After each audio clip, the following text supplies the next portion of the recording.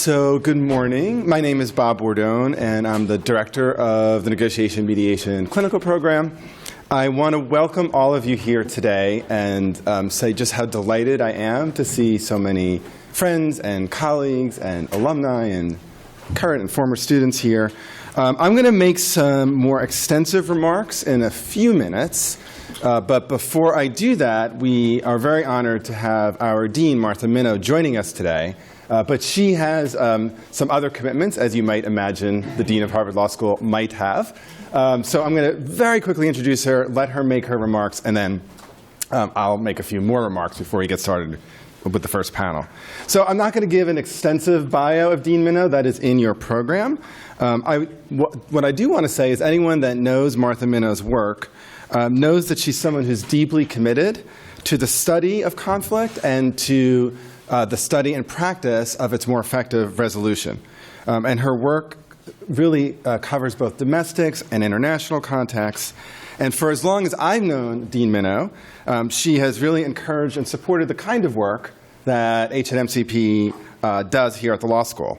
When she became the dean in 2009, she continued to provide the resources and the support that has really helped this program grow and flourish here at the school. So I am deeply indebted to Dean Minow for all she's done to make HNMCP possible. And I ask you to please join me in giving her a warm welcome.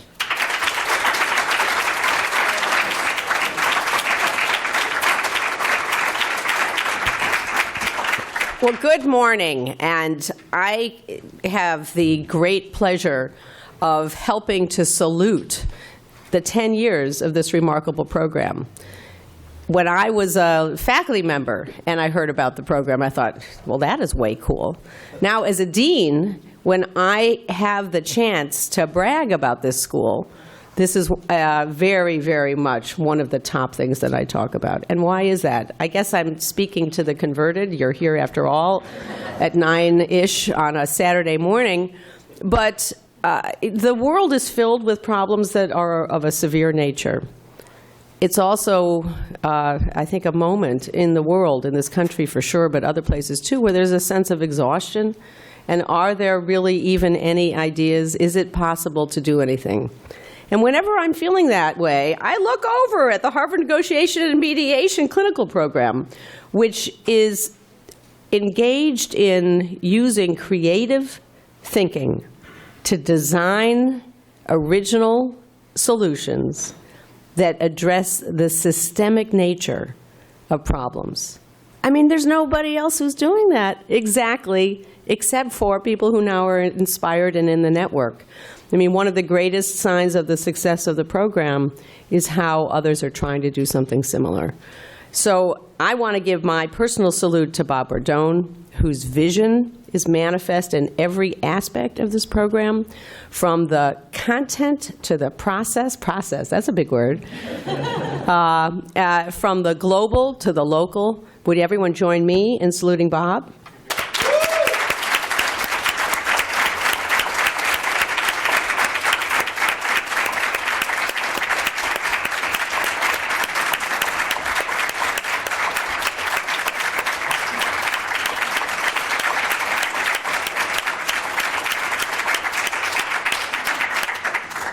Well, my work is almost done. I do also want to commend whoever came up with the logo, because the idea of a bridge is absolutely central to what this work is. And everybody in this room understands that having a bridge from what's hard to what's promising, and having a bridge that connects people, that connects a problem to a solution, having a bridge that actually connects theory to practice, that's what the effort is. And I know you're going to have a meaningful day, and I'm very, very grateful to all of you for your role, in not only in celebrating this effort, but in extending its vision. So thank you very much.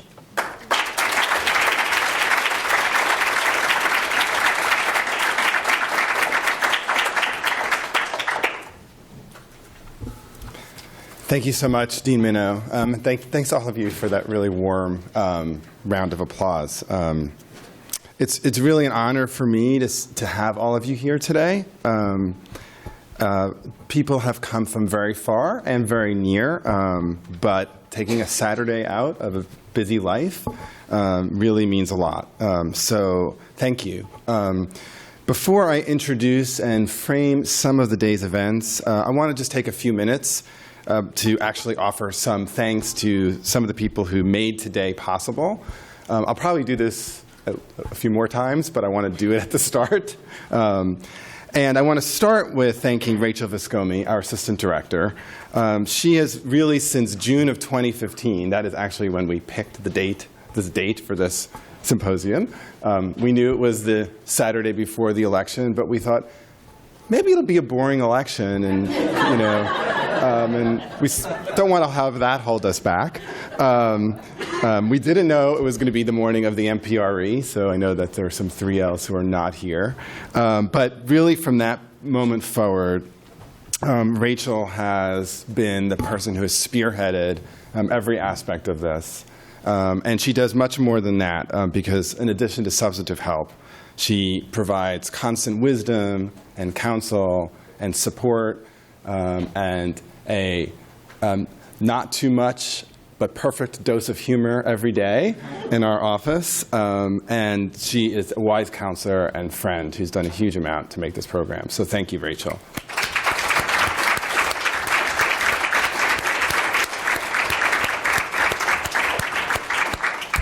So I also want to thank Christina Hayes, who I bet is not even here to hear the thanks because she's out there. So Christina actually joined our team about 5 weeks ago. And we told her, oh, we're having a big symposium in a few weeks. And, oh, there's a million things we haven't done. And somehow, so those of you who have seen the Broadway show Hamilton know that that's a quote. There's a million things I haven't done. But somehow Christina pulled this together with just a steadiness and aplomb, which is really amazing. I also want to thank, I guess, another person who's probably out there, Tracy Blanchard, who is our program coordinator.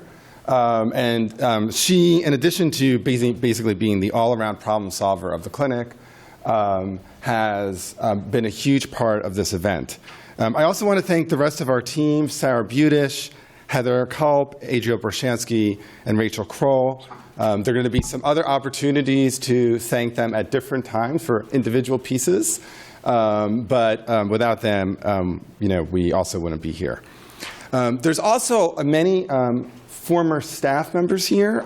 And last night we had a dinner where we actually had 15 former staff join us, which was a huge, huge honor. I particularly want to acknowledge Stefan Sonnenberg. He was our first clinical instructor, and although this may be challenged later in the day, I am going to be willing to bet that he is the person who traveled the farthest to be here, because he lives and works in Bhutan, and came all the way from Bhutan to be here with us today, which is a huge honor, and I'm really grateful for that. So I want to also thank, he's not here yet, but he's going to be coming, so maybe I'll say it at another time, but Frank Sander, who is very much an inspiration and mentor to me. He'll be coming, I thought he would be here, but around 9:30. So maybe I'll say some more words about Frank Sander later. So there's clients here. Thank you, clients. Thank you, former students. Thank you, current students. Let me say a little bit about the conference itself. As we thought about in June of 2015, how should we mark 10 years? We thought we wanted to do something that was both retrospective and prospective, and something that would add something to the substance of knowledge, information, and exchange. And so, therefore, a conference seemed to make some sense. And when we were thinking, well, retrospective, we thought a little bit about, well, dispute systems design. So actually, in 2005 and 2006 was the first time I offered a reading group on dispute systems design, actually with Frank Sander. And not so much had been written about it at that point. Some had been written. But we thought, this will be fun. Let's see what happens. It turns out one of the people who was intrepid enough to actually take that seminar, it wasn't a seminar, it was a reading group, Rory Van Loo, is here, and he survived, and that's good, and actually later became our first assistant director. But then in 2006, 2007, thanks to the support of then Dean Elena Kagan, we really started the clinic. And so dispute systems design will has always really been the bread and butter of the clinic, and will remain so, because as Dean Minow suggested, that work is really important to how do we look at how conflict is handled in institutions and organizations, and think, how do we build systematic processes for the more effective management and resolution of that conflict? In the past 3 years, HNMCP has really begun to do work in a domain that is new for us, not entirely new in the universe, but I think somewhat new in the law school context. And it's really work related to facilitation and political dialogue. And my own personal interest in that work actually began in the last election campaign in 2012. And it was motivated by a number of things, although two particular things moved me. One was an episode of This American Life called Red State, Blue State, which if you haven't listened to this, I strongly recommend it. It's very powerful and saddening and challenging. And the other was we had been invited by a local faith community to facilitate some conversations on citizenship, faith, and voting. And I thought the facilitated conversations went fine, seemed nice enough. And then I had this enormous outpouring of appreciation and thanks from people. Like, this wanting to talk about hard issues has been on my mind for a long period of time. And thank you for creating this space. And the reaction really surprised me, and it made me realize that there is a real hunger and desire for spaces where people can exchange around their differences, and a sense that that doesn't exist. And so over the past few years, we've started some initiatives here related to facilitation and dialogue. In 2013, we offered a 2-credit class on facilitation. This year, that class is a 4-credit class. We also, with Rachel, we're running a reading group this semester called Political Dialogue in Polarizing Times, Election 2016, which is really fun, I think, for both of us, and hopefully for the students. And so our second panel today, our first panel is going to focus on dispute systems design, and our second panel is going to focus on the perils and the promise of facilitation and dialogue. After lunch, Anu Yadav is going to perform her one-woman show called Capers. This is a show that's based on the stories of families at the Arthur Capper Carrollsburg Public Housing Project in Washington who protested the demolition of their neighborhood. I had the honor of seeing this show this past summer, actually at one of our kind of sister institutions, the Consensus Building Institute.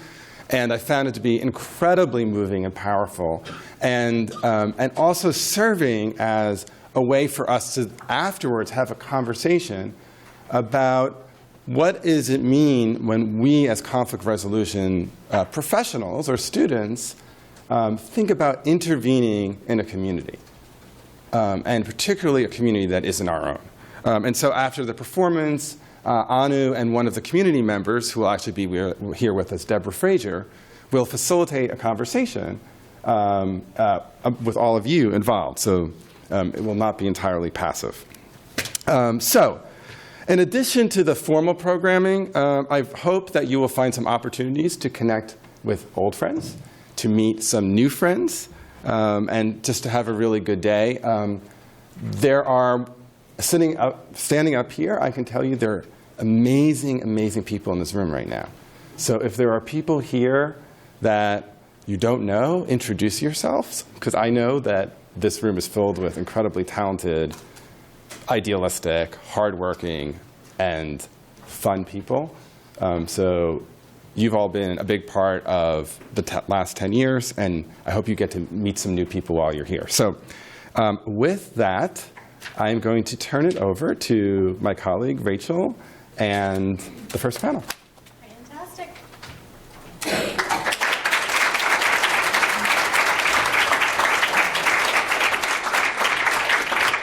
So let me just invite our first panelist to come up and grab a seat here in the front of the room.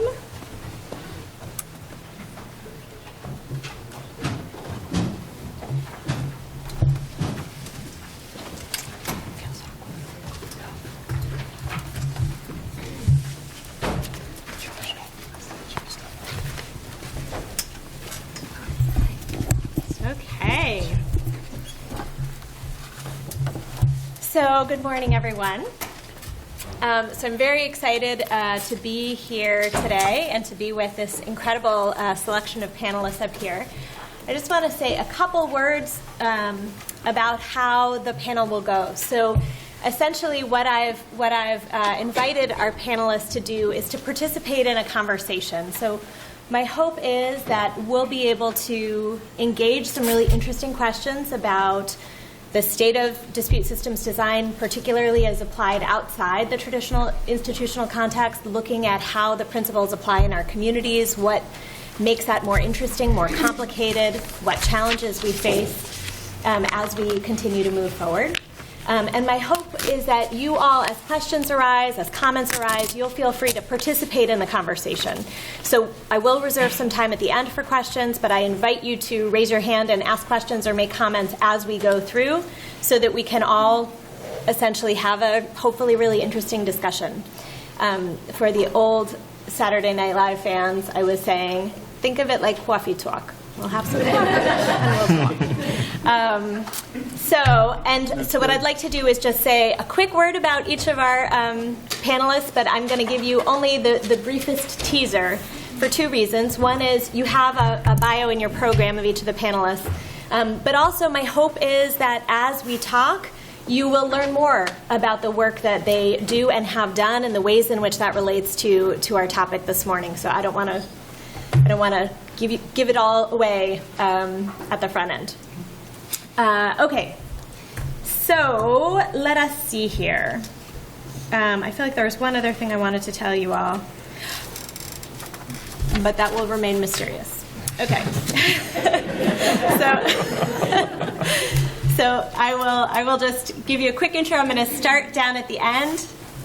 Professor Josh Stolberg joins us from The Ohio State University, the Moritz School of Law, where he is the Michael E. Moritz Chair in Alternative Dispute Resolution and teaches a variety of courses related to alternative dispute resolution, has published an amazing number of things and done an amazing number of things, has mediated a fantastic and astonishing number of disputes that relate to all kinds of exciting topics that we may or may not hear about later this morning. Stefan, as Bob mentioned, you've heard that Stefan has come all the way from Bhutan to help us boost our gross national happiness. Hopefully by the end of this panel, we'll pass out a survey and we'll see if we've managed to pull that off. So Stefan was, in fact, the first clinical instructor here. He has worked on the faculty in Stanford. He is now helping to conceptualize and build from the ground up the first law school in Bhutan, which is perhaps the greatest dispute systems design project to engage. Great. And Stacy Smith joins us from Consensus Building Institute. And Stacy also has just many, many years of insight and wisdom to share with us. Stacy is a senior mediator and the director of the Workable Peace at the Consensus Building Institute. And Stacy has provided process design, mediation, facilitation for public processes in an astonishing array of different contexts, and hopefully we'll get to hear about some of those this morning. And I have particular pleasure in introducing Shannon Fong, who is an ombudsman, who is a founder of the Cylinder Project in the Bay Area, who is a mediator, and also one of my all-time favorite students, who did, in the course of doing his divinity studies here at Harvard, we managed to lure him over to the law school, to the dark side maybe, to do some work actually in a very local community. So here in Sudbury, where they were engaging a lot of challenges related to the way in which the community engaged challenging issues in a number of different contexts. So it's a delight to have Shannon here with us as well. So with that as a teaser, I'm going to just jump in and I think for the first question that I have, and I think I will pose some questions broadly, so feel free to jump in if people are, so eager to chat that we need a little more order. I will impose it. But just to begin, I think the first question that I was reflecting on and thinking about this panel are the ways in which we really can encounter a lot of additional complexity and challenge as we move out of a more sort of traditional institutional or organizational setting and thinking about dispute systems design. So if you were brought into an organization and you want to start to assess what are the disputes that are arising, what are the challenges that folks are hearing, you have a somewhat circumscribed set of people that you might look to for insight with respect to that, right? You might have a company email list. You might have sort of a set of people in different roles you would want to talk to in different contexts.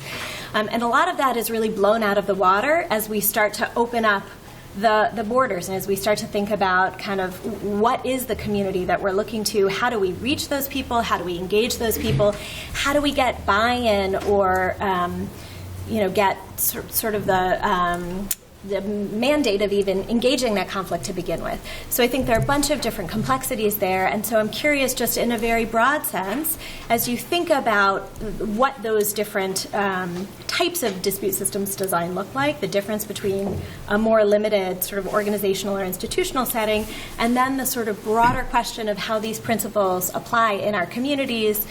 What strike you as the challenges, the differences, the things that we should be paying attention to and thinking about? Who would like to jump in first?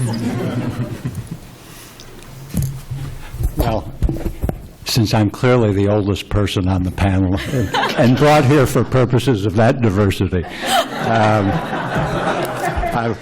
I will start. But also gives me the microphone so I can make two prefatory remarks.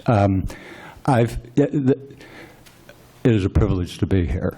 And the gentleman that Bob Bordone made reference to, who I'm very hoping will join us, Professor Frank Sander, is a person who has guided many of us. I've known Professor Sander for 4 decades. He is the quintessential example of a person whose dignity, compassion, humor, and rigor, analytical rigor, serves as a model for all of us to the work we're trying to do. So I am a Sander beneficiary, and it's a privilege to participate in some ways to honor him, but also to let you know that it is a privilege to be invited by Bob and Rachel to join this. You don't need to be reminded. You have 2 of the most talented, exciting, quote, younger people who are leaders in this field, and to both learn from, and they will learn from you. So it's a privilege. It's a privilege to be here. My interest in this arena is in scenarios that. Part of its history. I got involved in this because I was interested in whether or not there was a role for, quote, law-trained people to play when communities blow up. Baltimore, Ferguson, and I regret to report that back in the 60s and 70s when I got started, it was anti-war, civil rights, and the work we tried to do there did not solve problems for all times, as we see. But so my interest is in when a city like Sanford erupts over the Zimmerman verdict, or the Trayvon Martin shooting, the Zimmerman, and you got 30,000 people showing up for a dispute, for a protest march in the city, and there are concerns about that connect law enforcement to deeper issues of, why did that incident involving somebody who had never even sort of lived in Sanford, how did that trigger the kind of controversy that was involved? That's the setting and the image I have in terms of my own remarks. So I think Rachel is absolutely right. The question becomes, in terms of differences, of designing conversations that might lead to more sustained frameworks for moving ahead. The challenges are severalfold. But who the leadership is, quote, who the stakeholders are, becomes a huge challenge. People will self-identify themselves as leaders of various groups, from faith communities to youth groups to civil rights advocates.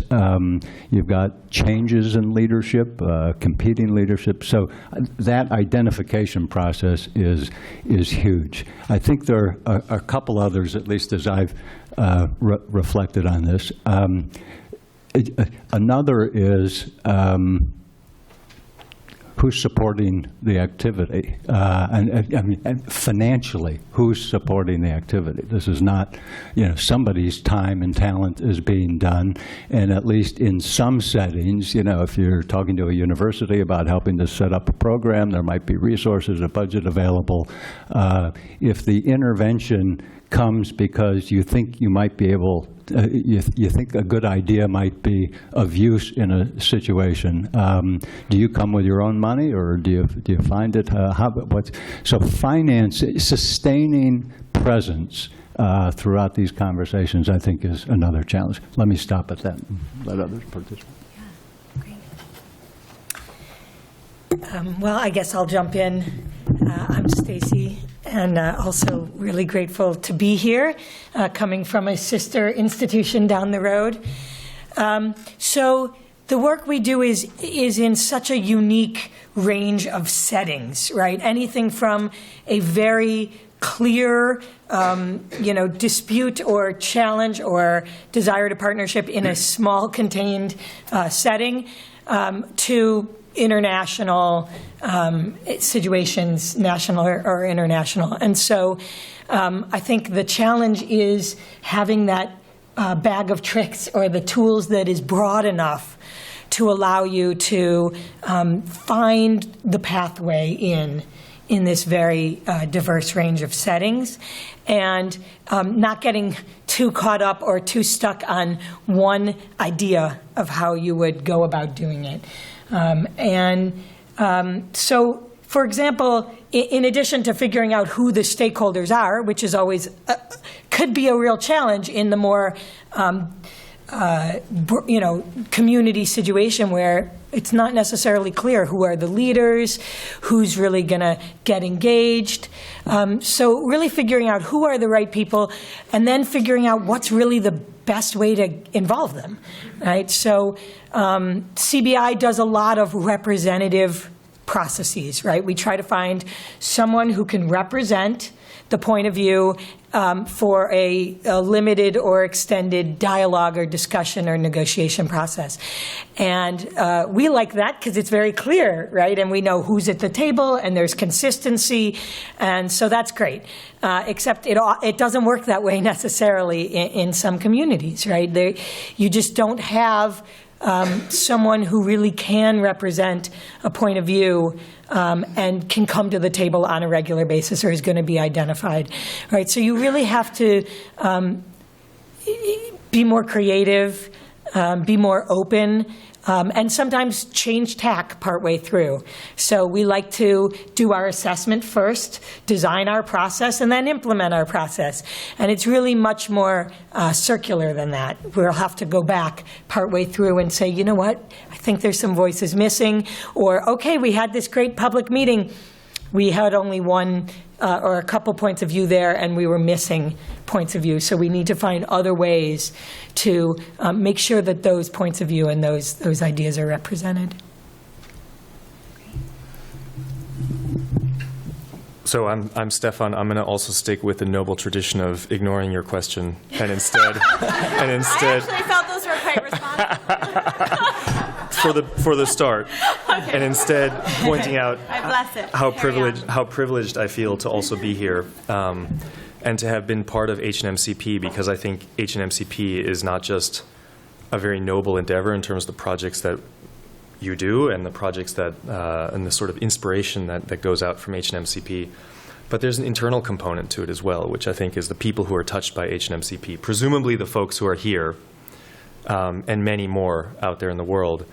I think working and taking these kinds of issues seriously also provides sort of a platform for personal growth long after you're no longer here. So I do want to thank, I mean, we have the opportunity to celebrate 10 years, and I think it's very worthwhile to celebrate how many people in just a short span of time have really been touched by this program. So thank you for that. But in terms of your question, that's one of the things that I think is unique about the methodology and the approach that HNMCP brings, which is that I don't think people can get away in this field with not being introspective and not reflecting also on who are we and who am I to come into a community, and what are my biases, and how can I challenge myself to not just come in with, as you said, here's my template, here's my approach, let's do it, let's plug and chug, first a focus group, then this, then that. But also, what do people what's my legitimacy, and how do I earn that? And how do I earn trust, and how do I build trust, and also how do I challenge myself and my own preconceived notions? And I think that's very important, because many of us, particularly when we, quote unquote, decide to intervene in a situation or decide to get involved in something, we have a privilege that many people don't necessarily have, which is that we sort of have the agency, or we have the wherewithal. We just decide that it's somehow our privilege or our role to get involved. And some might say that's a hubristic decision. So there's a real, but what I love about this approach is that it doesn't just leave that untouched. You can't just say, okay, well, I'm somehow privileged, so I'm just going to go ahead and do it, and people will respect me, therefore. It will never work unless we are also introspective about ourselves. So I think that's one of the key components that I want to talk about. Yeah, so I'm definitely honored to be here as well. Thanks, Rachel, for inviting me. I'm getting over a cold, but I'm clearly a novice at this compared to the illustrious people in this room and on this panel. So I am all ears for ways to do this better. But I've come at this from sort of the opposite direction. So my first exposure to DSD was in the context of the clinical project that I did here with the town that we were helping to kind of resolve difficult civil dialogues. And then after graduating from Harvard, I moved into the private sector and started working with companies and serving as an ombudsman for one company. So I was trying to take these insights from the community setting back into the organization setting.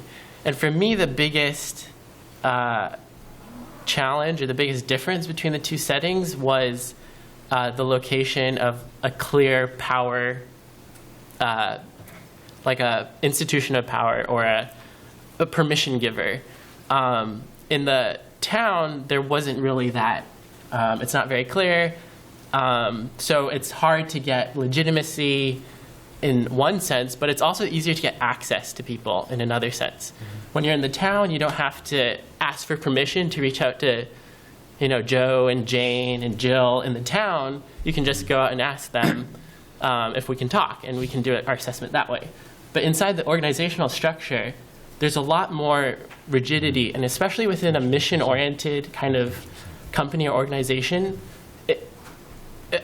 I felt, and maybe this is just me, but I felt like I needed to get permission to reach out to certain stakeholders, or else if I did something, if I sort of took the initiative or took a step that wasn't endorsed by the powers that be, then I would be risking the whole project in the first place. So that to me was the biggest challenge of working in these two settings.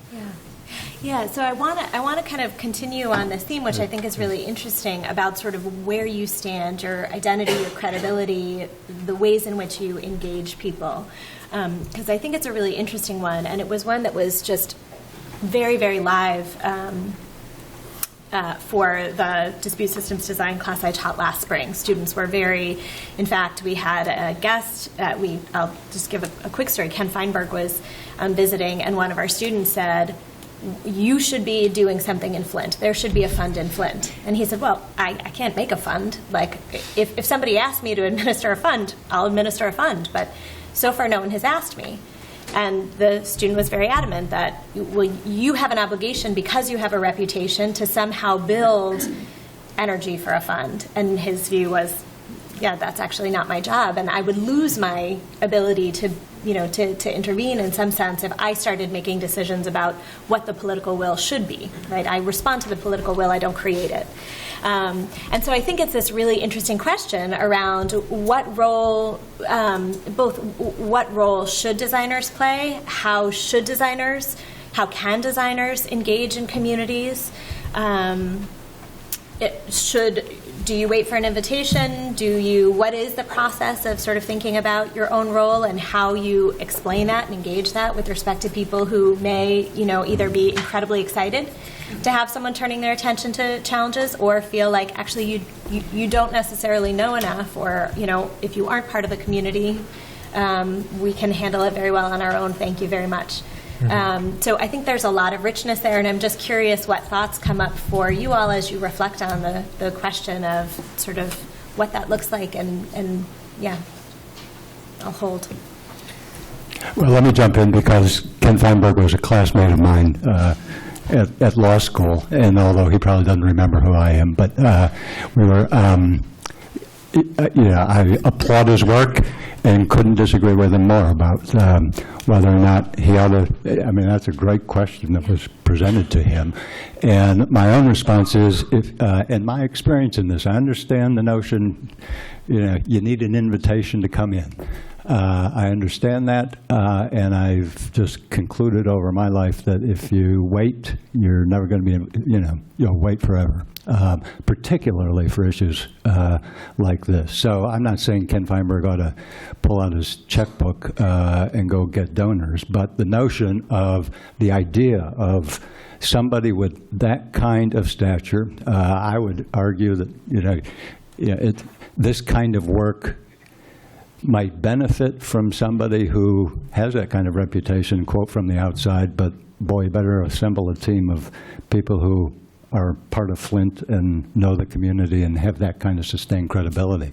But the notion of trying to trigger conversations among community residents over how to deal with that type of immediate challenge, I think is the kind of work we ought to be doing. And to me, it piggybacks on what Stefan suggested, that in terms of one difference of this kind of work, I think, in terms of intervention, but Stacy's observation. What's the triggering event to sort of invite it? And sometimes it's a spark controversy that sort of gives one an opening to come in and explore with the possibilities for building structures to move ahead. But long-winded answer. I think part of this work is, and one of the reasons it will make it controversial is, what do you pick? When the timing of when you come in, and those are important challenges and questions to answer. But this kind of work requires being proactive because you're concerned about and believe that it's possible that if you help people come together and talk, there's power in talk, and you can make a difference. Well, I can say this is a topic that we've been talking a lot about at the Consensus Building Institute because, we're a nonprofit organization. People come to us or we respond to requests, and that's helpful. We're helping solve problems, but we have started to see gaps in where things are not being discussed or resolved that we may or may not be, as the individuals that we are, well suited to jump into, but really trying to think about how do we think about our impact more broadly in this field and in society and in making change where we see the big problems that just aren't getting addressed. And what is our role, and how do we institutionally be more proactive, right, and go after things that we really see as opportunities and needs, where there is a matchup. We have to be strategic about that, right? So where are our skills, right? Where do we have credibility? Where do we potentially have leverage? Going into an area where we really don't know anyone and don't have credibility, probably lower priority than areas that we can claim more expertise and knowledge, or we have more partners or relationships. And so we have actually recently been trying to invest some of our own time and money in a more pro bono way to explore these potential areas, right? So one of the things that we just have started doing is, so we've done a lot of work with UN agencies. We do trainings for the UN Staff College on negotiation, on partnerships, on political acumen. But they're usually, they direct us on, and they bring the people. So recently we've designed a course that's much more us defining what are some of the problems in UN agencies that are not being addressed, right, and some of the capacity building issues, and we sponsored the course. And we did it for free, and we brought people here, and we did the course, right? So another example of this is dealing with the issue of retreat from the coasts from climate issues. We see, we're hired to do climate adaptation processes where people are actually making decisions about, where they build seawalls, et cetera. But in dealing with the really difficult emotional issue of people actually have to move, we decided, let's invest some of our time, bring together people from very different fields, including ANU, and that is how our relationship with ANU started, to really think about how can theater, how can drama, other approaches really help us to address deeply emotional challenges in a new way. And so we put together an event where we brought together people from very different fields who might help provide some insight on how we can do this work better. And we've now expanded from that to trying to implement some projects on the ground where people are dealing with these issues. So it is something we've been trying to think about as an organization. How do we be more proactive and go after these areas that are within our sweet spot, right? But that people haven't hired us or asked us to come in and help them with yet. I've been smiling throughout your comments because I've known Larry Susskind for 40 years. No one is more proactive, creative, and all over the world. I mean, it's nice to have it tempered by capacity, but he's a great example of somebody who's just every day is thinking about a gazillion places where these kinds of processes might be useful. Yeah. Yeah, so just two things popped into my mind. One was, and I guess a common theme, which is the idea of sort of finding your convener. So like one of the approaches dispute systems designers can take is to kind of just say like, okay, we're dispute systems designers, like this is what we can do. And if you're somebody with a legitimacy or authority to convene a process, come to us and we'll help you with that process.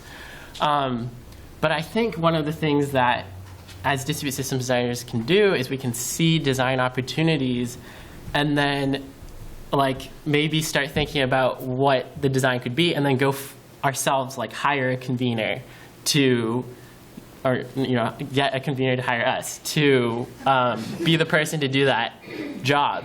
So instead of sort of waiting around, one of the things that might be important is to just seek out who you think would be the right person for that job. So, so I'm also, so in addition to working with like one big company, I'm also trying to work with startups in the startup ecosystem to help that. So I'm pointing at Daniel Doctori, who's in that ecosystem right now. And one of the things that I've been thinking about is how to get startup founders and small startup teams to work better together. And applying the tools of dispute systems design, organizational design. And the problem with startups is that they're really low cash, they don't want to spend a lot of money. And so they're not likely and they don't want to spend a lot of time on doing things like process. So one of the things that I've tried to do is find who could be the third-party conveners for these startups in this startup community. And so what I've been trying to do is kind of reach out to accelerators and incubators and to co-working spaces who are all parts of this ecosystem, and to see if they can in some way be the sort of agents who say, this is something that's important, this is something that we can fund, and this is something that we're going to offer to the community as a whole. So that's kind of one thought that popped into my mind about taking the design initiative. And the other thought I had was thinking about the clinical project that we did with a small town. Our client, the HNMCP client, was the Sudbury Clergy Association. And so that was an interesting convener in this case. It was a clergy association, so it was an interfaith, it was a set of different clerical leaders, clergy leaders in the community who met once a month to have an interfaith dialogue among themselves. And they kind of had this preset, in some ways there was a preset legitimacy in the community because they were represented, or they were leaders of different subgroups in the community, the different religious groups. And in some ways, they weren't the perfect convening organization, but they were something, and they were able to bring in some sort of buy-in. What's the point there? I guess the point is that they don't have to be perfect, but you kind of bootstrap off of imperfect conveners along the way, especially in these community settings. Yeah. And I think that there should be more of a role. The unfortunate thing in American public life and civic dialogue is that the sort of civil society institutions are kind of breaking down. So we have less of those conveners around, but that's something we should work on. Well, I want to sort of remind myself of one of the pretty early on conversations that I had with Bob when I just joined the clinic, and it was, I oftentimes had a lot of my work has been focused on human rights out there, and I remember one of the conversations that I had with Bob where he said, one of the things I just don't get is when the human rights people go out somewhere, they call it fact finding. That's so weird, because why would they not call it perception establishing or perception finding? And in my mind, I had this image of well, boy, that, I guess that's in line with our rhetoric, but, sometimes there's a fact, like torture, or genocide, or something, and I had these very stark sort of visions, and but I never actually forgot that conversation. It just stayed somewhere buried in the back of my brain. Then after being here, I went to join a human rights clinic, which then we rebaptized the Human Rights and Conflict Resolution Clinic. Maybe because I still couldn't really get rid of that sentence or that conversation in my head. And there's one project where that really came to life, where, liberated from the shackles of DSD, we had a client that had already pre-established a view of the world that was framed in terms of black and white, good and bad, perpetrator victims, very stark terms. And they asked us, can you go document how this particular actor has been acting in bad faith, and let's write a real nasty report about him, and let's try and change the situation because of that report. And so there was this sort of pre-implied theory of change there. And that's when I sort of, over the course of that project, which lasted 2 years, it was in Cambodia, and we were documenting whether or not sort of there was one institution that was there to improve labor standards in garment factories. And the accusation was that that actor had been acting in bad faith. Anyway, so over the time of that investigation, that phrase really came to life.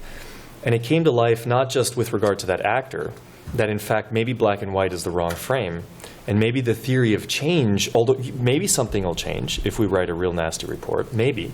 But maybe something will just ossify, and stalemate itself even more, and in that case will have contributed to that. So that was a nice insight, but it didn't resonate with any of the other stakeholders or any of the other actors in that situation, because everybody had already polarized.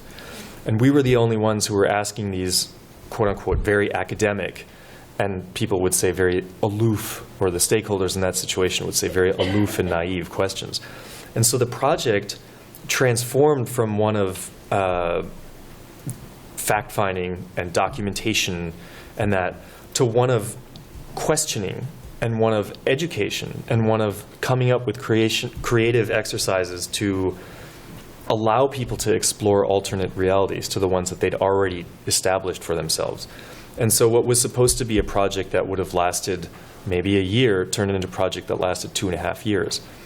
In the end, though, there was no black and white, and to me it was a really striking example of how important it is to take the time and to take the necessary time and to actually really engage in those creative education processes. And some of the hardest conversations that we had ended up being with our client, when we said, well, so we have spent actually more time than we originally thought. We've done more analysis and we've spoken to more stakeholders than you asked us to. And we think the situation's much more complex. And we would love to suggest for you an approach that might be radically different from what you already pre-decided. I see that as one of the most interesting and successful projects, I guess, that I've been involved in. But to me, it illustrated really how, this sort of conflict assessment approach, almost irrespective of what you've already decided is the best way to go forward. Just as a matter of course, you do this kind of a conflict assessment and you have to verify, is it really as black and white as we've thought in advance, or are there really victims and perpetrators, or is it much more of a systems problem, is absolutely essential, particularly for complex problems. Yeah, and it's interesting because I think what you're saying, the ways in which having a very fixed view of a situation can both blind you to what's happening and can also forestall the possibility of really helping communities to change. And I think that's really live in a lot of what we're seeing now. I will refrain from political commentary, but I think there are ways in which we've seen in this election really fixed and unchanging categorical views of who people are and how people behave and what people care about and how we value people have created a situation that makes it really hard. I mean, we have to get through Tuesday, but what happens after Tuesday? And how do we start to rebuild the way in which our people relate to each other and the ways, how do we find, it feels to me that any hope for moving forward is reliant in some way on people actually being able to recognize each other's humanity and sort of work within a more hopeful and sort of complex frame for who and why, how and why people are sort of engaging and what's driving some of what's happening. So just kind of springboarding off that, I'm curious, as we think about, not just drama around how we, the complexities of the ways in which we sort of see and categorize each other, but looking at our communities and a lot of the civil unrest and the challenges that our communities have faced, certainly with particular attention in the past several years. What advice would you give to someone who is, not a designer, who doesn't necessarily have training, but who is really concerned about the state of affairs? I mean, how do we start to move forward as people who are concerned about the state of our communities? Mm-hmm. And you can give designer advice too.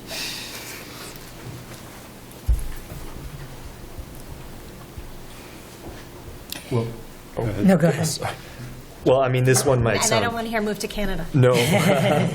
This one might sound terribly Or Bhutan. Yeah. It's a very nice place. I mean, I'll give something that sounds very glib, and this is something that, I would hate to have this sound as though I've figured it out for myself. But maybe it's a really interesting so by way of context, I spend a lot of time on the coasts, the left and the right coast and whatever. My family's from the middle, the flyover states. It's always really interesting to go home because it's amazing to find how different when I'm now I live on neither coast or the flyover states, but when I was on how insulated and how much of a bubble there is, and how much the role of talking to people who think in similar ways and sort of commiserating and maybe joking and laughing, etc., how much it actually takes me also away from an objective standard. And then when I go to people who I respect and love and care about in a very different place, and it's just geography, how the rhetoric and the discourse is very different. And so maybe one way, in a very micro or very small way of doing it, and those sometimes can be uncomfortable conversations, and at times sort of the takeaway that people oftentimes say is, well, listen, let's just not talk about politics. Let's talk about the weather or other interesting, scintillating conversations. But maybe, particularly in times when it does seem like you're careening towards crisis as a country, or it's sort of increasingly polarizing, maybe it makes sense to actually try and engage with somebody and talk about it in a way that doesn't seek to confirm sort of pathology on the other side, or reinforce those kind of polarized viewpoints, but actually seeks to understand. And from time to time, there are very interesting news articles of that happening that I find to be personally pretty inspiring, of communities that have these kinds of conversations. I'm guessing we'll have some of that discussion later today. But those don't have to happen in big billboard poster sort of ways. They can also happen with classmates or in a small forum or just a small setting. And that's probably, in my mind, maybe the best way to reestablish civil society. Yeah. So in some sense, sort of organic thinking about what systems might be helpful, because in some ways there are these disputes that don't have anywhere to go, and there is, I think, a hesitance among a lot of people to engage them because there's sort of a concern that it won't go well, right? If we raise it, if we engage it, it's going to feel really uncomfortable. People's feelings may be hurt, so they're either not engaged or they're engaged in a way that can be really explosive. And maybe in some sense that is a lack of structures that enable people to engage. Yeah. I mean, I've been thinking a lot about this lately, and more and more feel, I guess I'm seeing the bigger systematic causes or underlying drivers, and trying to think about where my work and our work fits in to that. And one thing I think about is sort of this zero-sum thinking that is out there and that is driving a lot of civil issues, concerns, and I think there are other big drivers maybe related to that. I mean, I think as a society, how badly we deal with trauma, for example, and as trauma comes to the surface, how frightening it is for people to deal with, and how widespread it is just people don't want to engage and don't know how. I think another piece is, I guess, maybe connected with the zero-sum is there's the authoritarian strain of response to discomforting things or things you don't agree with, and a very sort of punishment-oriented rather than resolution-oriented approaches.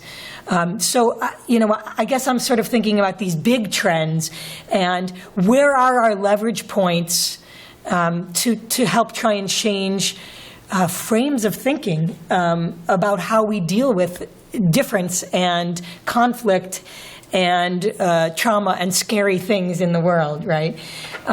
So I think there may be some specific institutional places we should be focusing more energy. I think criminal justice potentially is a big one. Though even that, it's where's the place you get people to start thinking differently about punishment versus education, I think is a really big one, and I think especially the interface between education and criminal justice. We've seen a lot more attention in society focusing on that and how connected that is.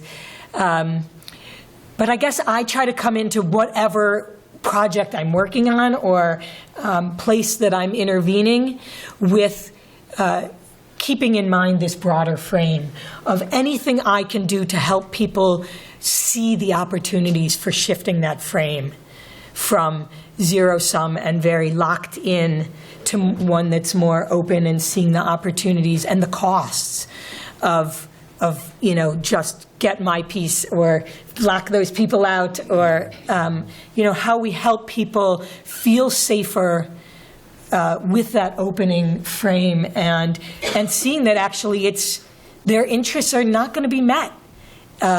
Some interests, pedestrian interests might be met, but the larger society that they want to live in there's going to be really negative repercussions for continuing in that very negative frame.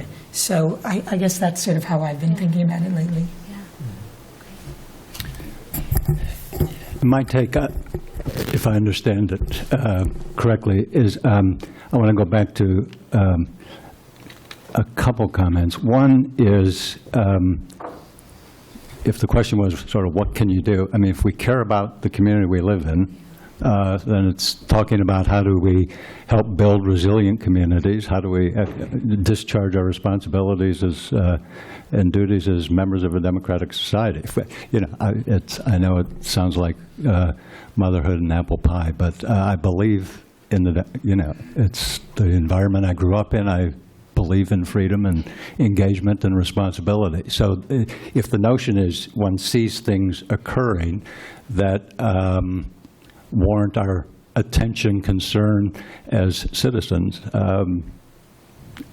we try to do something. I think it speaks to the question that was importantly raised, is who's the credible convener?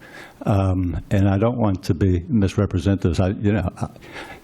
My engagement is to feel a little more comfortable in terms of starting conversations about, in terms of talking to people of, would it be useful to have conversations about this, and if so, who do you think ought to be doing it? So that, for example, we're involved in a couple projects at the school where we're testing out different models for communities and government officials' plans for natural disasters, hurricanes, tornadoes, things of that nature.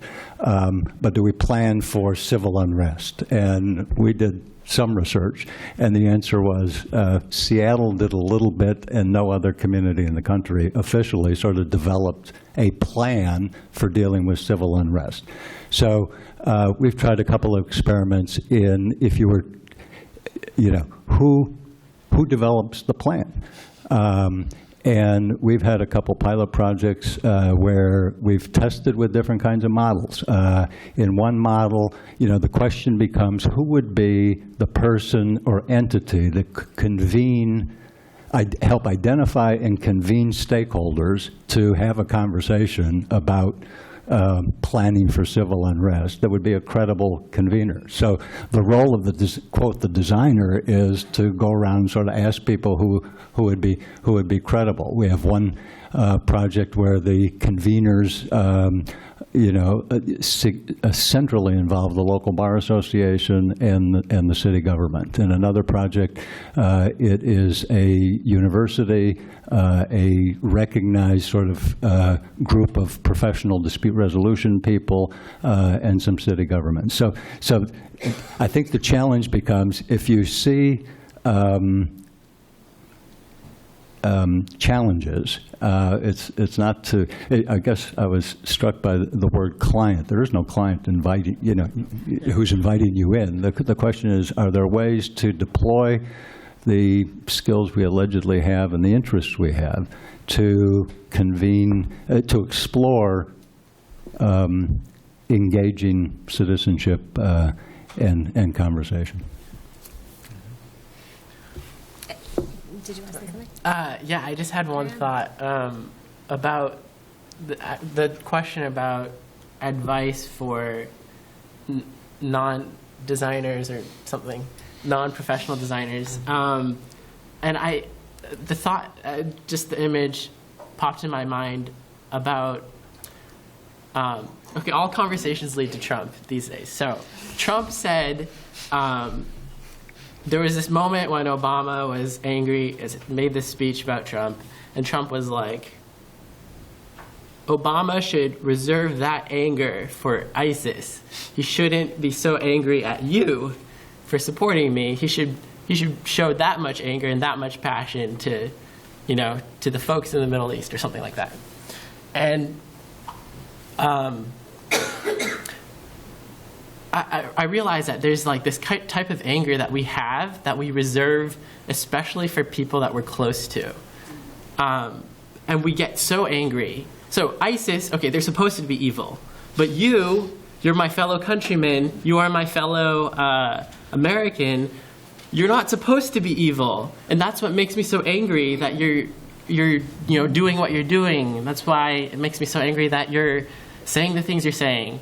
And I think that insight could be really useful for the people I talk to about how to deal with this kind of conflict inside their own homes and their own families around different political issues. And I think it's just to remember that the anger is there and the emotions are there because the person on the other side of the table matters. And so that gives to me a little sense of optimism that these dialogues aren't in vain and that it's just worth kind of experiencing that emotion just because it proves that it's important. Right. So, I think there are a lot of ways in which one of the challenges that we face in any of this work is kind of normalizing the feeling of conflict and the emotions that arise because they are important parts. They're a glorious byproduct of humanity, right? Is that you're going to, if you care, you're going to have a lot of associated feelings that go along with that. And part of the challenge sometimes as a designer is giving people an opportunity to really explore and engage and go to those places so that you can try to build something from them as opposed to trying to kind of maneuver around them or bypass them. Yeah. I want to come back to this question of sort of, not having a client, right? Because I think there are a lot of ways in which that can make certain ethical questions easier. Mm-hmm. And I think it can also raise new ethical questions. And I'm just curious, as you reflect on design work in communities in particular, whether there are particular ethical questions that arise that you think we should be thinking about or attuned to or not.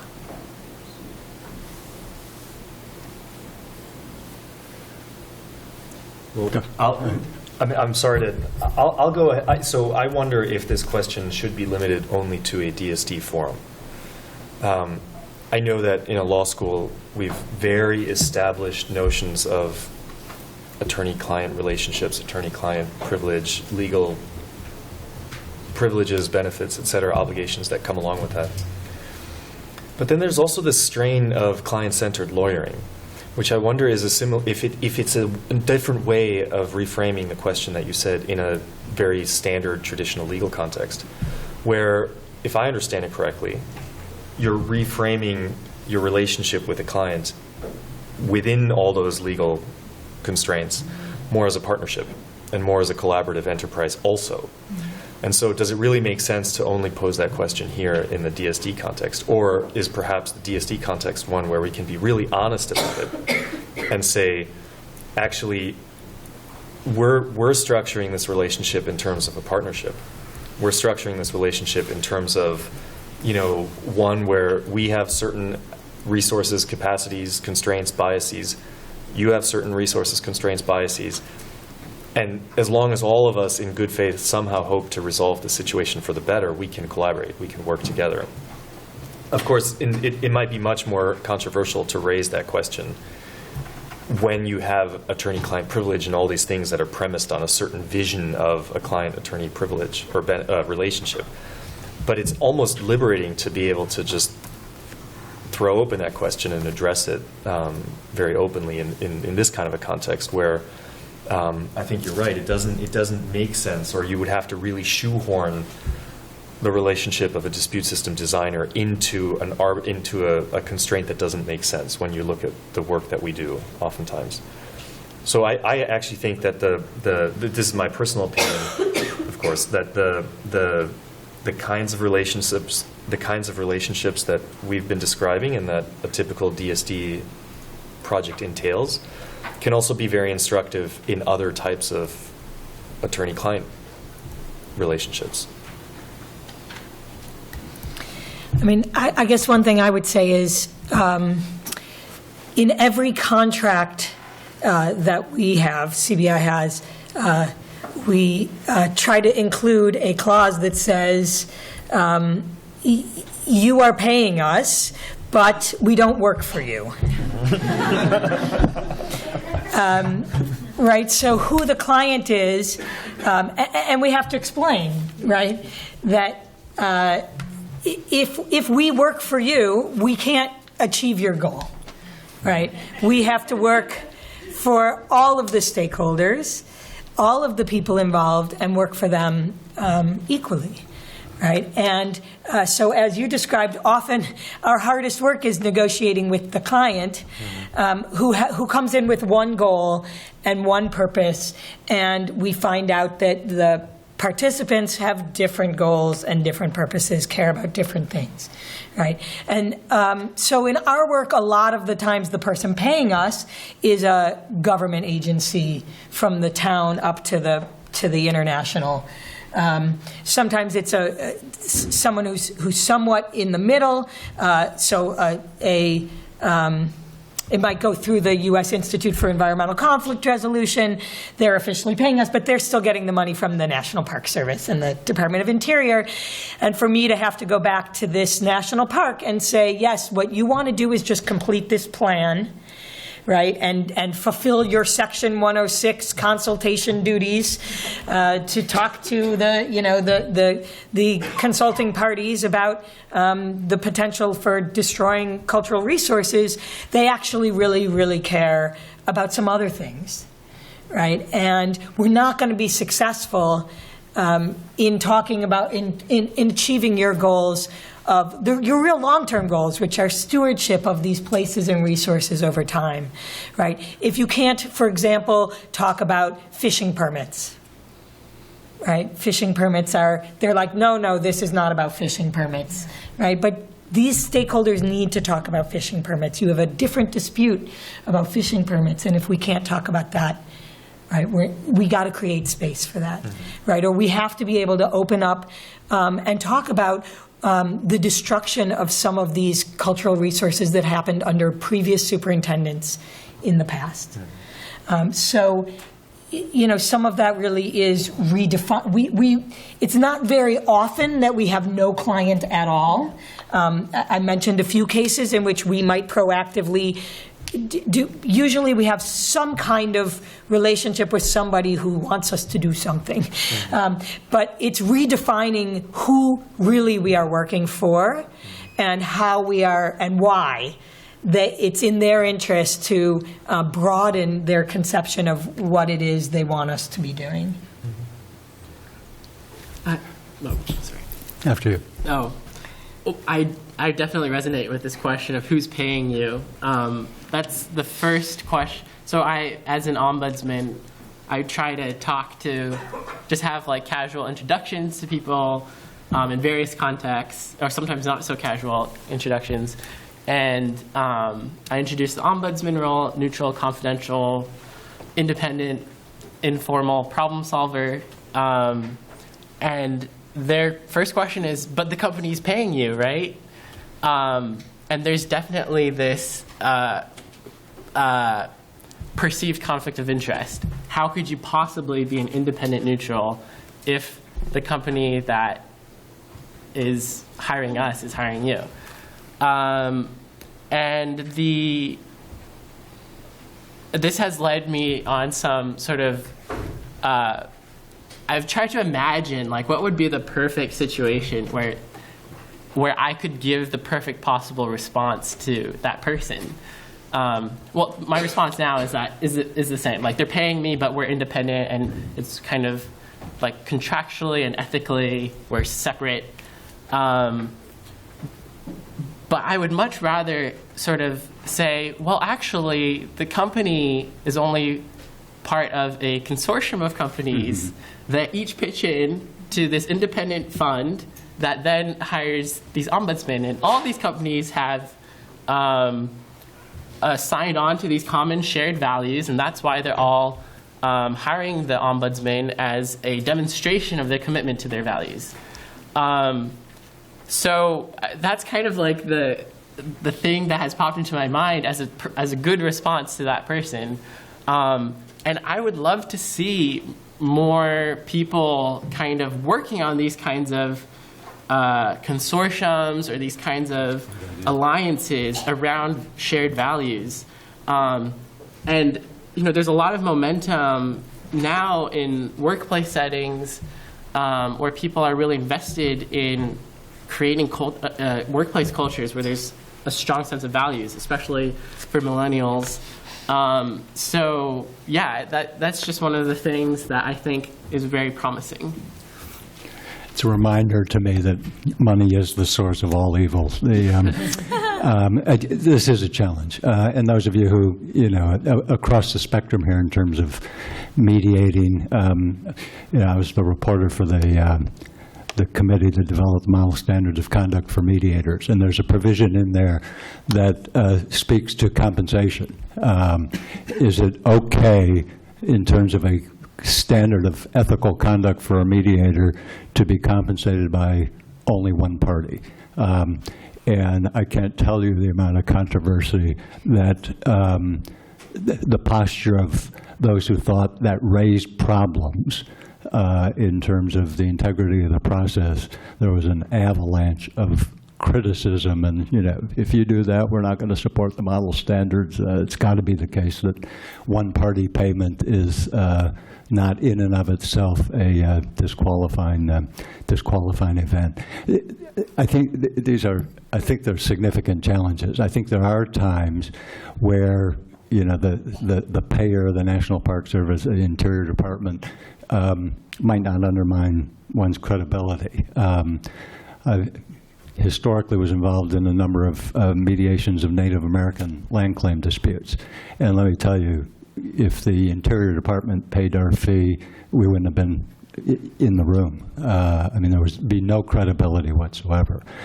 So it's a challenge. I want people to be able to make a great living doing this kind of work. And for it to be recognized, but I think we have to be creative. I really like the notion of a consortium kind of approach. To go back to the comment, so I think ethics gets tied to, concretely to a dimension of financing.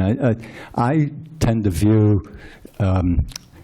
intervening as initiating a mediation process. So if I go talk to somebody from my vantage point, my commitment to confidentiality, for example, from what I learned just in exploratory talks, they don't have to worry that I'm going to go tweet it because I don't know how to tweet, but share it, or it's not going to come back to haunt them on the news. So that from my vantage point, it sort of goes back to this notion of client. All of you with this wonderful course that Rachel and Bob have developed, to me the signal failure of my lifetime of work in this design field that I care a lot about is designing systems to deal with claims of sexual harassment on campus. We failed. And I've tried within some institutions to sort of go talk to people. And, you know, I think your point about, you know, who might say no, are you a troublemaker for talking to certain people to sort of raise it, you know, who ought to be involved in the conversation. You know, I don't quite know the right answers, but I think the ethics issue is, from my vantage point, no one should feel uncomfortable talking to me about it, because I'm not going to, if it doesn't go anywhere, it's just Stolberg wasting his time. But it's, so. There's also, so the issue also with working with entities like a town is that you don't want to supersede democratic processes, or even though the alternative dispute resolution process should be democratic, I guess. I'm thinking about the work in Sudbury, like these sorts of civic engagement groups should be democratic, but you don't want them to ever be perceived or ever be in contract, or, you know, opposed to like legitimate democratic processes. So when you think about sort of town meetings or something like that, these are supposed to be representations of the people's will, and you don't want that to be impinged upon.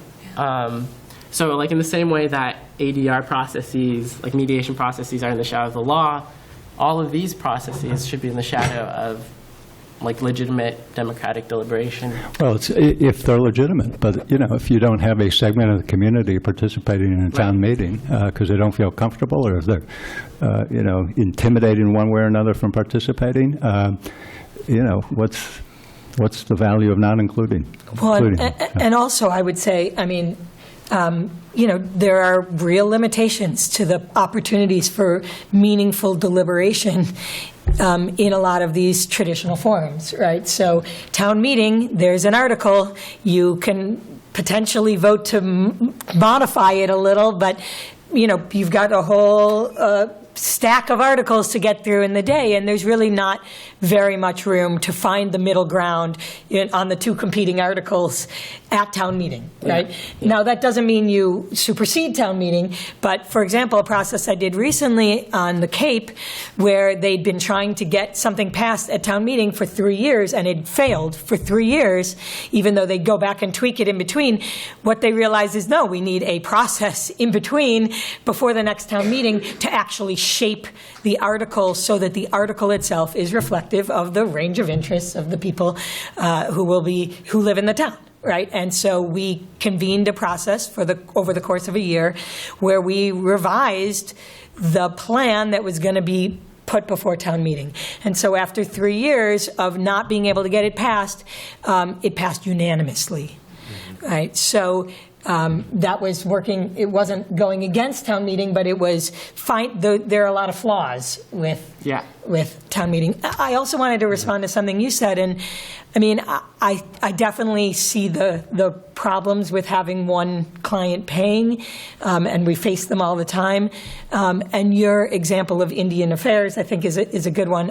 You know, in our working with tribes, being hired by the Department of Interior, you know, a process we worked on, they spent over the 2-year process, and we had quarterly meetings that were 4 days long every quarter. You know, for the first 2 or 3 meetings, you know, they would kick us out for half a day to debate whether to fire us because were we really trustworthy, right? That was the cost, I think, of being, you know, hired and paid for by one party. But I think part of what we hung in there, and in the end, I think part of what we were trying to do is also educate the parties, educate the client that in the world we live in, someone has to pay us, and we really are able to work in a way that benefits everybody, right, and is attentive to everybody. And I think in the end, they walked away not thrilled that we were hired by the Department of Interior, but satisfied that the outcomes they were able to reach in this mediated process and having an external facilitator at the table, their interests were valued and attended to equally in the process. And I want to support that, but also emphasize the notion of, who the we is. And the we, the issue goes back to credibility, and if the we is everybody that looks like me, Yeah. white male might not have credibility, but if you develop a team and there's engagement and trust, then at some point who's paying doesn't become an issue. I agree with that. I agree with that. But I think in light of this kind of conversation in terms of thinking about where these processes might be deployed, the we in the community of persons interested in dispute resolution has to be, we've got to bust it up in terms of becoming much more robust in terms of diversity along multiple lines to have credibility in communities we want to operate in. Absolutely. I wonder, sometimes, this is an interesting forum because I oftentimes also feel quite privileged to be doing this kind of work under the chapeau of a university.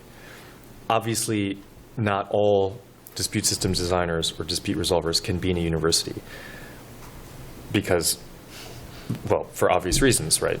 But universities or programs like this one, like HNMCP, they do have a unique role because to some extent, you can get a bit of a pass on this very important question. And so collaborative relationships, for example, between an HNMCP and a CBI actually can do really well, because the stereotypes oftentimes associated with universities are those of curiosity, inquisitive mind, trying to learn, trying to seek knowledge, seek truth, etc. Of course, that's not always true, right? But there's a very unique and I think powerful role for university clinical programs like this one to play, not just in dispute system design, but also in other fields, where, for some cases, I would argue that universities are extremely well suited to make progress, where it might be more difficult or there might be more of it might necessitate more problem solving for something like a CBI that actually has to have those difficult conversations that are less relevant in a university context. So there's a really powerful, and oftentimes I try to make that very explicit in articulating why clinics and clinical programs can be so useful in a policy-making context. Not always, not for all cases, not an exclusive thing, but just to recognize their importance for certain types of conflicts. Yeah, and certainly the ability to do work pro bono, I think, can go a really long way toward to do pro bono, and we have an answer that is difficult that's difficult or maybe impossible to give for something like CBI, which says, what is your motivation? Well, our motivation and our mandate is to teach at the highest level students how to do these skills. Yeah. That's why we're here. Yeah. And so that's something that's very difficult to say if you're already in the professional world. So sometimes there's a really interesting interplay there. Yeah, I think there's some truth to that. I think being a nonprofit that is mission-driven and I have arguments with my father about what's really the difference between a nonprofit and a for-profit. And to me, in my daily life, it seems there's a huge difference. We really are organized around a mission, and I think, I think we're perceived that way in the world. Our neutrality is what allows us to be successful, and we protect it. Right, so. I just want to make clear, I wasn't in any way saying CBI. No, I just think that the partnerships is particularly valuable between those kind of, to provide the right answer. To the question, to the person who's not, quote, trained in this and sort of speaking to the role of who has the credibility, not everybody can be affiliated with a university or have a platform of a not-for-profit. All of you in the room, are members of your community. You're developing your own careers, your own reputations, and, there are persons, and you don't have to be chronologically beyond 30 to be viewed with respect and valued member of your community. But, there are people, in Columbus, Ohio, there are, if you mention Robert Duncan is involved in, we have a controversy or, we need some thoughtful guidance, who does one turn to? There are people who have developed a reputation in terms of the quality of life they've led, the values they've led, the participating in the community. I think I used to live in New York City for a while. Ted Keel was the name. Everybody, he had a sort of a prominent role in labor relations. But so when controversies erupted and people thought about who one ought to go to, he was a private lawyer. Had nice offices, and people would meet there. But there's a sense in which who you are and the dignity with which you carry yourself and care about others is all one needs to sort of be tapped as a resource. Yeah, great. And I want to I want to make sure that the audience has an opportunity, that you all have an opportunity to ask questions, because I think there are a bunch of different threads that have come up that might be really interesting to continue to pull on or to explore. So the floor is open. Who has a question or a comment they'd like to pose to our panelists or share with the room? But if you ask them all at the same time, it'll be so hard for us to hear and process. Yeah. I have a question. How do you engage in the process when the stakeholders are not willing to engage? So basically you have someone outside the community, the system, who really see an issue that needs a resolution long term, and you have the stakeholders, they live with it and that's it. So how do you get them into a start? And I'm thinking of healthcare, which is not a community, but...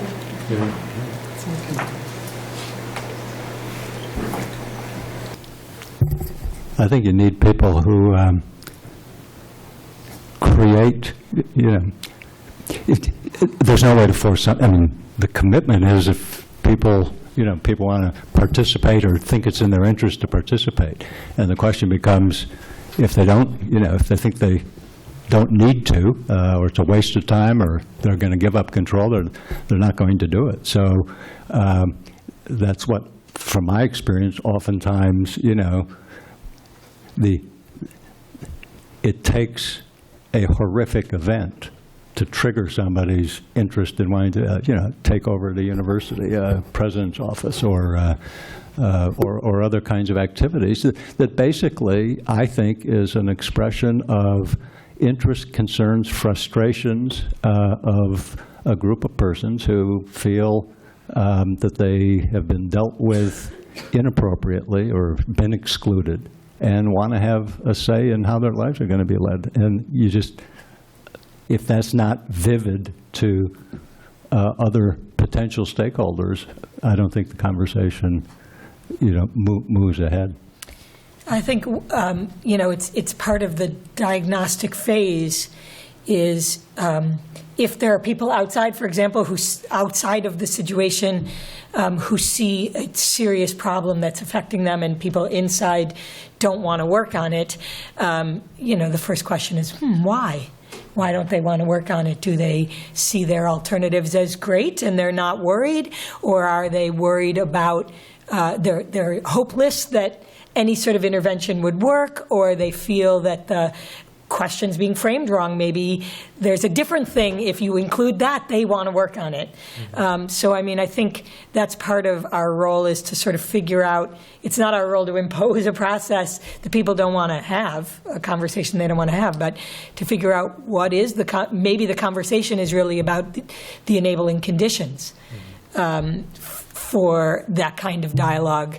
And you can't jump right into the dialogue. You have to figure out, how to help establish the basic levels of trust, for example, for people to be willing or interested in, hopeful enough that they could do this.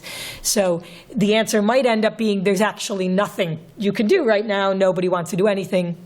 then you wait for it to be a hurting stalemate further that people actually do, or they resolve it in their own ways. But I think the diagnostic questions of really why and what would make people want to go a different way, be more collaborative in how they resolve things. There may be things you can learn that would really reshape the question you're trying to ask. I think there's also a lot of value in, so for example, one way of going about it is, well, there's no hurting stalemate, or it's not ripe, so there's no way of resolving this dispute. But oftentimes that's not a satisfying answer, which I think is the motivation of your question. There's some interesting research about sort of completely ossified conflicts, like for example in Sri Lanka, where there's very polarized communities and very, two narratives living side by side, and oftentimes they don't really interact.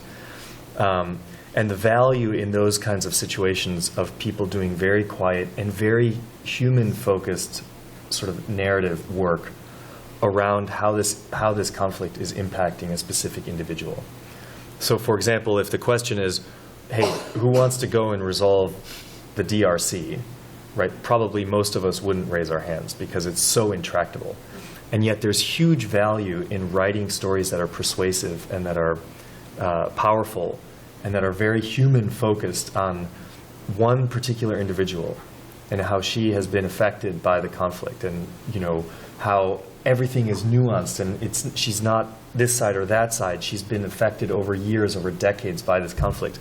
And those kinds of stories that are very that are sort of that are built around, or that allow people to develop empathy with people who are quote unquote on the other side, oftentimes can help people understand why, even though I personally don't have a specific motivation to care about this issue, that empathetic bond sometimes helps people join the conversation and then get deeper and deeper involved into it. So I oftentimes feel like if there's some reason to not be satisfied with a stalemate or with a situation that's not ripe, then maybe it's time to turn to to pull out the journalism toolbox, or the sort of documentation and empathy toolbox.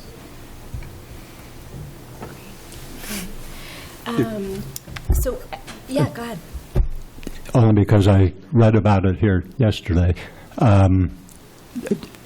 Do folks here in the room, since you're all committed members of this Harvard community, at least as I understood the decision yesterday about the men's soccer team, is that viewed as an opportunity to at least explore multiple conversations that the question becomes what gets framed as the topic, but I want to at least clarify, I don't think one needs violence to acts of violence and that kind of disruption to trigger interest in conversations. And it strikes me that a decision like that, significant, is impacting a lot of people's lives multiple ways, whether or not that becomes an opportunity to think through how to create a dialogue among people affected. Do you think anything is going to happen? I was going to say, sit at Josh's table over lunch and we'll figure it out. That's an invitation to take initiative if ever I heard one. Jody. So the comment that I want to make is, in listening to all of you and talking about larger systems, as a family therapist and someone who works with an effective communication with families, that all of the things you're saying are what goes into systems thinking about family therapy and family systems theory, which is to find ways of entering, and also a shift from looking at the symptom bearer as the problem, but rather looking at the symptom bearer as the person who's carrying the metaphor of what the larger needs of the system are, and that's the only way to call attention to what's really needed. And it's often very disconcerting when a family or a couple comes in saying, it's because of him, and having to move towards actually but we have to thank him because he's called in all these other people that are involved in looking at what really would be too uncomfortable to look at, and that his symptom, or whatever it is something that has alerted us to the fact that we need to pay attention to something that is much more frightening to look at. and much more uncomfortable to look at, but is quite resolvable. It's often, as we look into it, it's always at least one generation back that we could go further. So that it's very much what you're talking about, but in this on a smaller system. And from my perspective, all of the things that you're talking about have to do with, additionally, each individual member of each thing you're talking about has a family story that also gets played out in every system they're in. So that's it. Yeah. And I think that a lot of what that view, that perspective, Jody, I think also is really helpful as we reflect on some of those questions around how do you enter, but also how do you get people on board and engaged. And I think the framing in that way also takes some of it redistributes responsibility, accountability, the ways in which we are working together without one person necessarily having nefarious intent and I think, yeah. And the relief for the person in discovering that the convener knows that it's not about this person. It frees this person often to begin to share, to point people in the right direction about what needs to happen. So in some ways, I feel like that's a very hopeful note for us to close on. And so I know that I will continue to take a lot of the insights and reflections folks have shared with me into the rest of the day. And I hope that this is the beginning of a conversation that can happen over break and over the course of the rest of the day. But I hope you'll join me in offering our panelists